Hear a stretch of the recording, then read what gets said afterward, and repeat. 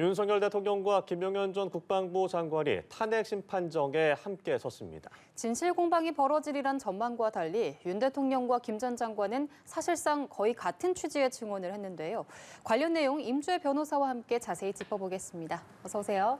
네, 안녕하세요. 네, 안녕하십니까. 윤석열 대통령과 김용현 전 국방부 장관, 지난 12.3 비상계엄 이후에 공식 석상에 오랜만에 모습을 함께 드러냈습니다. 윤 대통령이 직접 김 장관에 대해서 증인신문을 하기도 했고요. 어제 전체적으로 어떻게 좀 보셨습니까? 네, 어제 굉장히 중요한 증인신문이 있었습니다. 지금 빠르게 돌아가고 있는 이 헌법재판에서 어제가 4차 변론 기일이었고요. 증인신문은 처음으로 이루어졌습니다.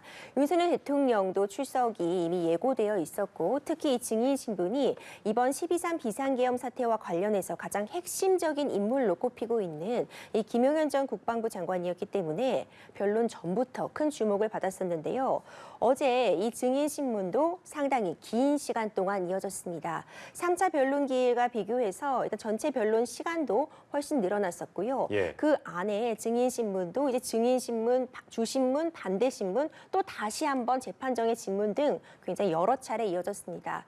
핵심적인 그런 쟁점으로 여겨졌던 부분, 이 포고령을 누가 작성했는가 부분은 김용현 전 국방부 장관이 본인이 작성했다. 윤석열 대통령은 단순히 검토를 했고 법적으로 문제점이 있는 부분들을 지적을 했지만 실행 가능성이 없었기 때문에 그대로 두었다. 이렇게 좀 정리가 되었고요. 두 번째로 또 쟁점이 되었던 이 비상입법기구 관련해서도 이 역시도 김용현 전 국방부 장관이 본인이 이 쪽지를 작성해서 실무자를 통해 전달했다. 이런 취지로 이야기하고 이제 윤석열 대통령은 이 부분과 관련해서 잘 알지 못했다는 취지로 정리가 되면서 결국 이전까지 있었던 윤석열 대통령과 김용현 전 국방부 장관의 진술이 일부 일치하지 못하는 것처럼 보이는 부분들에 대해서 일단 그 진술은 일치되는 것으로 정리하는 내용이 좀 담겨 있는 그런 재판이었습니다. 네, 특히나 이제 어제 포고문과 관련해서 어떻게 진술할 것인가가 주목이 됐었는데 그동안은 말씀하신 대로 좀 약간 배치된 진술들이 있었는데 어제는 좀 다른 입장이었습니다. 그 이유가 뭐라고 보세요? 그렇습니다. 어제 보면 일단 계엄에 대해서 이 정당성을 피력하기 위해 한 목소리를 김용현 전 국방부 장관과 윤석열 대통령 측에서 냈다. 일단 이렇게 평가할 수 있을 것 같은데 일단 좀 중요하게 볼 부분은 어제의 내용은 재판의 극히 일부분입니다. 4차 변론 기일이었고요. 현재 8차까지 지금 변론 기일이 잡혀 있습니다. 그러니까 어제까지의 내용과 이제 앞으로 이것이 전체 변론 기일로 갔을 때 어떻게 바뀔지는 더 지켜볼 필요가 있지만 적어도 어제 변론 기일에는 이 두 사람의 진술이 일치하는 부분이 많았다 이렇게 평가할 수 있고요. 이 포고령이 문제가 되었습니다. 이 포고령의 작성 주체를 놓고 처음에는 이제 김용현 전 국방부 장관이 윤석열 대통령도 이제 검토했다, 뭐 법률 검토를 마쳤다는 식의 진술이 이제 검찰 조사 결과 나왔었다 이런 이야기가 있었는데 이제 어제의 증인 신문만 놓고 보자면 포고령은 이전에 어떤 계엄 포고문을 참고해서 김용현 전 국방부 장관이 이를 작성하였고 윤석열 대통령에게 가져간 부분까지는 맞으나 윤석열 대통령이 전체적으로 법률적으로 문제되는 부분들이 있다. 왜 이 전공의들에 대한 처단 이런 문구는 넣은 것이냐 지적은 했지만 문구들이 다소 초상적이고 결론적으로 실제로 이렇게 집행할 의사가 없었기 때문에 그냥 포고문의 형식만 갖춰두면 그만이다 생각을 해서 그대로 두었다. 이렇게 또 정리가 되었거든요. 이와 관련해서 윤석열 대통령이 직접 김용현 전 국방부 장관에게 질문을 되묻기도 하면서 내가 이런 취지로 이게 법적으로 문제가 많지만 일단 뭐 실행 가능성이 없어서 두자 이렇게 얘기를 한 게 기억하냐 되묻기도 했습니다. 하지만 이제 중요한 부분은요. 이 포고령이라는 것이 결국 비상계엄 하에서 선포가 되었고 이 비상계엄은 결국 대통령의 권한으로 선포가 되기 때문에 사실상 이 포고령을 누가 작성했느냐, 윤석열 대통령이 어느 정도 관여했느냐 여부와는 사실 상관없이 최종적인 책임은 윤석열 대통령이 져야 하는 부분은 맞아서 이 부분과 관련해서 추후에 다른 뭐 증언들이나 아니면 다른 증거들이 나올지 조금 더 보면서 판단을 기다릴 수 있겠습니다. 예, 말씀하신 포고령 작성과 관련해서 조금 작성 경위에 대해서 살펴보자면 윤 대통령 주장에 결국에는 조금 입장을 바꾸면서 힘을 실어준 거라고 보이거든요. 있거든요. 이 부분에 대해서는 어떻게 보십니까? 맞습니다. 말씀 주신 것처럼 이 포고문 관련해서 조금 의견의 차이가 있는 듯 해 보였지만 예. 어제 적어도 증인신문에서는 이제 진술이 일치하는 부분이 확인이 됐습니다. 그러니까 포고문은 김용현 전 국방부 장관이 작성을 했고 이 내용도 본인이 다 검토해서 작성한 것이다. 이렇게 정리가 된 것이고요. 윤석열 대통령은 그러니까 평소에는 굉장히 꼼꼼하게 이런 검토를 하는 편인데 이 포고문 같은 경우에는 꼼꼼하게 평소보다 보시지 않는다는 느낌을 받았다. 예. 이런 김용현 전 국방부 장관의 증언도 있었거든요. 근데 이것을 평소보다 꼼꼼하게 봤느냐, 그렇지 못했느냐 여부보다는 그래서 실제로 윤석열 대통령이 이 포고문과 관련된 내용을 사전에 이미 인지하고 있었느냐, 이것을 어느 정도 계획하고 준비하고 어제는 이제 실행 가능성이 없었기 때문에 그냥 두었다고 했는데 앞으로 변론이 계속되고 추가적인 증인 신문 내용에 따라서 이 포고문에 담긴 내용이 실제로 집행을 하려고 실현을 하려고 한 부분이 확인이 된다면 어제 있었던 그런 진술의 신빙성은 또 낮아지기 때문에 전체적인 과정을 좀 지켜볼 필요가 있습니다. 네, 말씀하셨던 이 의사 처단에 관한 포고령 내용 그리고 정치 활동은 그만다라고 표현이 담겨 있었던 것도 실제적으로 실현 가능성이 없으니까 상징적으로 두자라는 취지의 발언들이 계속해서 이어졌거든요.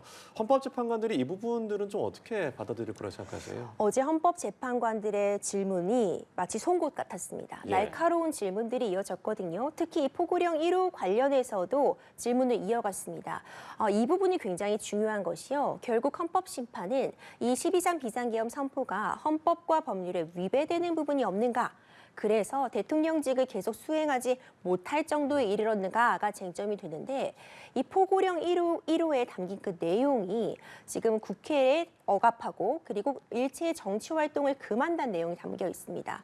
이것은 사실 이 자체로 비상계엄의 어떤 목적의 정당성 내지 수단의 적절성을 결할 수 있는 내용을 담고 있어서 예. 이 부분이 굉장히 중요하고 이 포고령이라는 것은 이미 전 국민이 확인할 수 있는 그런 물증으로 남아있는 상태이기 때문에 이 부분의 주장을 어떻게 하는가가 굉장히 중요했거든요. 이와 관련해서 윤석열 대통령도 법률에 위배되는 부분이 있지만 실현 가능성이 없어서 실제로 이대로 집행할 것이 아니어서 놔뒀다라고 진술을 하고 있잖아요. 예. 그러니까 윤석열 대통령과 변호인단 측도 이 자체가 지금 법적으로 문제가 될 수 있음은 충분히 인지하고 있는 상태라는 점도 굉장히 중요할 것 같고요. 윤석열 대통령이 직접 이 포고령 작성 경위를 이 김 전 국방장관에게 질문을 하기도 한 만큼 예. 서로 이 부분을 좀 정리하려는 모습, 이 부분에 대해서 최대한 변론을 하려는 모습을 보였습니다. 하지만 이제 재판부에서는 그럼에도 불구하고 일체의 정치 행위를 금한다고 있는 표현이 어떻게 불법적인 정치 행위만을 금한다 이런 내용으로 축소 해석하는 것으로 볼 수 있겠느냐, 이런 부분도 문제가 될 수 있을 것 같고, 기본적으로 포고령에 담겨 있는 내용들이 그럼 실현 가능성이 없는데 뭐하러 만들었느냐라는 질문을 반문할 수밖에 없잖아요. 이런 부분들이 추후에 있을 변론 기일에도 지속적으로 질문이 가고 또 이에 대한 공방이 오갈 것이라고 봅니다. 예. 또 다른 쟁점은 최상목 당시 기재부 장관에게 전해진 비상입법기구 관련 쪽지입니다. 김용현 전 장관은 작성한 것도 자신, 그리고 최상목 권한대행에게 전달한 것도 자신이라고 밝혔는데 이게 모두 윤 대통령과 관련이 없다는 주장 같거든요. 이 부분은 어떻게 보십니까? 그렇죠. 이제 이 부분도 굉장히 중요한 게요. 이 비상입법기구 역시도 이 비상계엄 선포가 헌법과 법률에 위배되는 부분이 있는가를 결정하는 핵심적인 부분이 되기 때문입니다.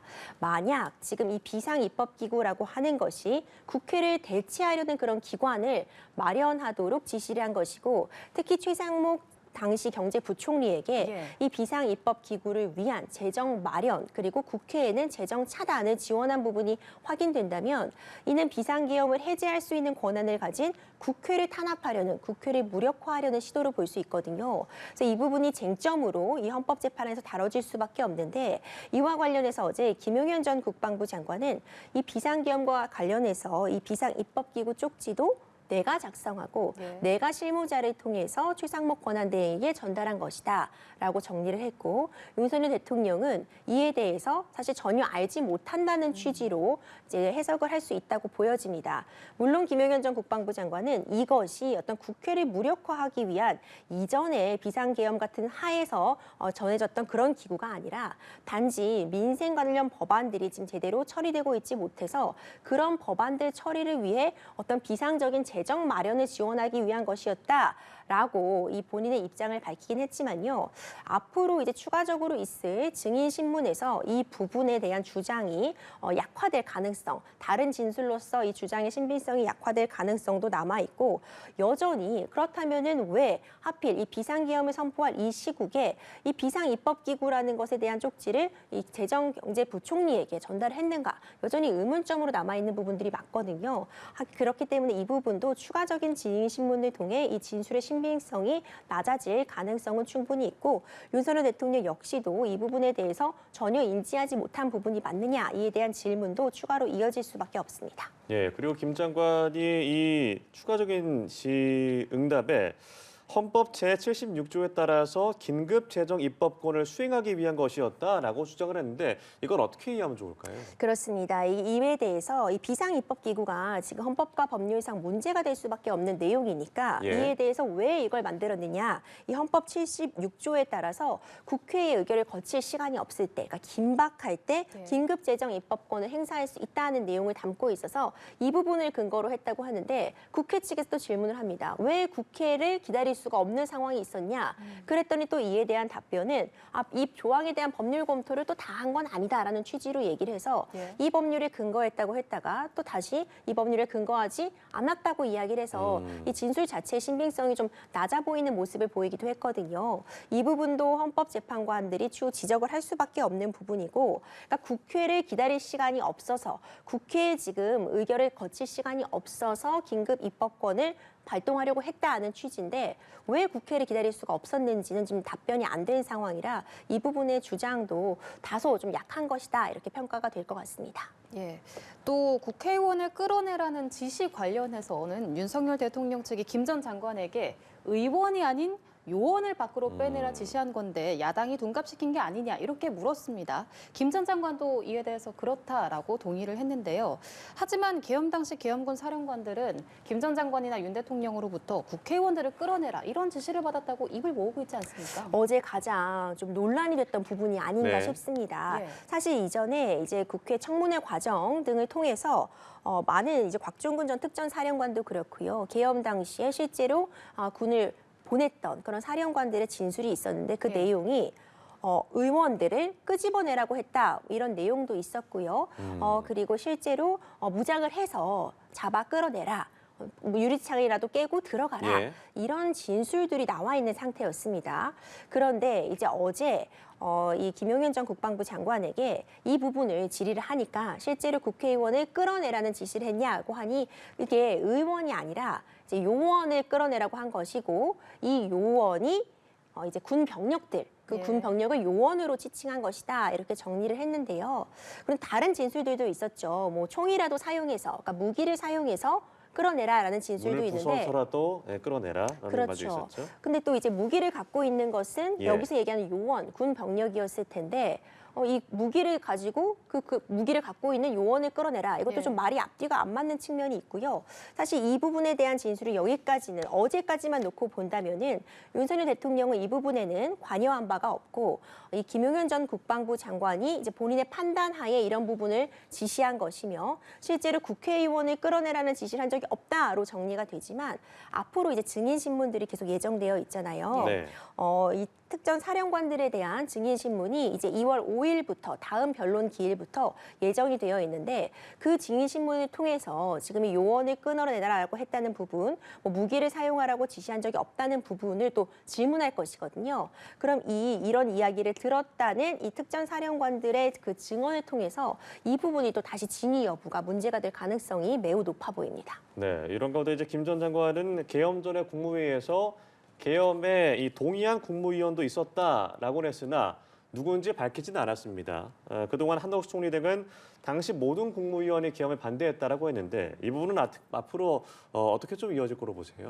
이 국무회의 부분이 또 굉장히 큰 쟁점이 되는 이유는요. 네. 결국 이 비상계엄 선포가 절차적 정당성, 실체적 정당성을 갖췄느냐가 이 재판에서 다뤄지게 되는데 이 국무회의 심의 부분은 절차적 정당성에서 매우 중요한 부분을 차지하기 때문입니다. 예. 이 비상계엄 선포가 이 국무회의의 심의를 거쳤는지 심의를 거쳤다고 해도 이게 국무회의 심의라고 볼 만한 그런 상황들을 갖췄는지를 어제 이제 이 헌법재판에서도 다뤄지게 됐는데 김용현 전 국방부 장관은 계엄에 대해서 국무회의에서 찬성한 인원도 있다고 밝혔지만 구체적으로 누군지는 밝히지 않았습니다. 한덕수 총리 등은 국무회의 참석자들이 다 반대했다. 또 이런 이야기가 있어서 이 부분도 좀 배치되는 측면이 있을 것 같고요. 그리고 국무회의를 실제로 거쳤느냐, 회의록 같은 부분이 남아있지 않은 부분들이 쟁점이 됐는데 이제 어제 김용현 전 국방부 장관의 이 진술 취지, 이 증언 취지를 보자면 이제 국무위원이 한 명 한 명 순차적으로 도착할 때마다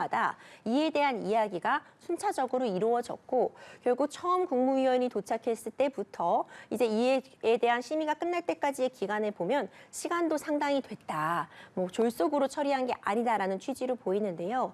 그렇다면은 국무회의에 대해서 적어도 누군가 이 부분을 기록한 이 회의록 같은 게 남아 있는지 네. 아니면 다른 국무위원들 참석한 것으로 알려져 있는 국무위원들에 대한 증인 신문 등을 통해서 이 과정의 모습이 과연 김용현 전 국방부 장관이 이야기하는 것과 일치하는 부분이 있는지는 또 증인 신문을 통해 정확한 실체가 밝혀질 수 있으리라고 보는데 이 부분은 앞으로 계속 논란의 여지가 있어 보입니다. 예.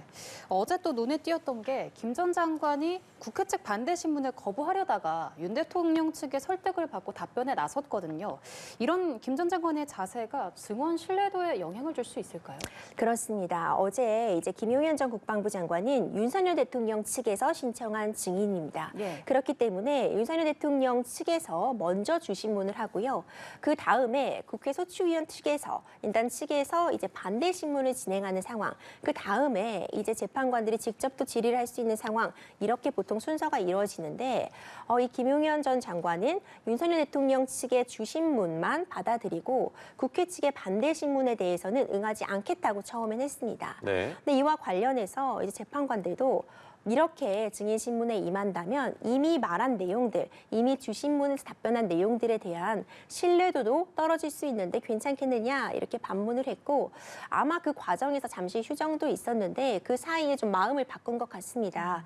실제로도 이제 한쪽의 진술에만 답을 하고 한쪽의 이제 질의에는 답을 하지 않으면 그 신뢰도가 낮게 평가될 수밖에 없어서 예. 이런 부분들을 감안해서 국회 측의 신문에도 좀 응했다고 보여지고요. 계속 이런 식으로 한쪽에 어떤 증언만 한다고 한다면 당연히 그 신빙성이 떨어져서 재판관들의 이런 판단을 하는 데 있어서 심증에 영향을 줄 수밖에 없고 물론 김용현 전 장관은 이 내용이 결국 본인에 대한 형사 재판에 영향을 줄 수 있는 부분이기 때문에 신중해야 한다 이런 입장을 피기도 했고 중간에 이 김 전 장관의 변호인이 증인석에 있는 김 전 장관에게 이 뒤에서 뭔가를 코치해주는 듯한 뭔가 이야기를 건네는 듯한 모습을 보이자 네. 재판관들이 바로 저지를 시키면서 이것은 왜곡될 수 있다. 그런 행동은 허가를 받지 않고 하지 마라 하고 꾸짖기도 했거든요. 예. 어제 김용현 전 장관의 경우에도 지금 본인의 형사 재판이 진행되고 있는 이 상황 때문에 굉장히 많은 준비를 하고 혹시 지금 오늘 내가 하는 증언이 형사 재판에서 불리하게 작용하지 않을지에 대한 부분도 좀 검토를 마치고 나오지 않았을까 싶습니다. 네, 알겠습니다. 오늘 말씀 여기까지 들어보겠습니다. 지금까지 임주혜 변호사와 함께했습니다. 고맙습니다. 고맙습니다.